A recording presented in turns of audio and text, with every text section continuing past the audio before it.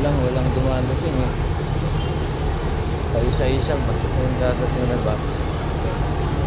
Ayan, ang dami tao. Hanggang dun sa labas lang. Ayan, paikot na dun no? Mga gabi na siguro ako maka-uwi dyan. Kasi hanggang ngayon, no, wala pa yung ibang bus.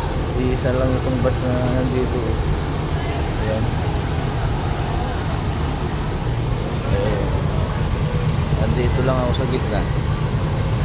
Ayan, ang tao paikot na gano'n. Hanggang dun. Doon pa sa kabila. Yun ang entrance ng mga tao dun.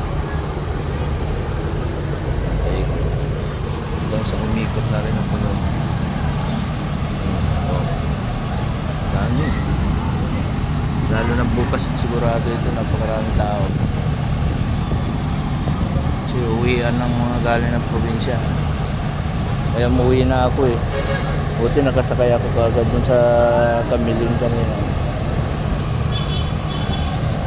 Sumakay ako Cubao. Tapos sumakay ako ng bus na biyahe Pasay. Yun, bumaba ako dito sa bus ng papuntang Indang, Reset.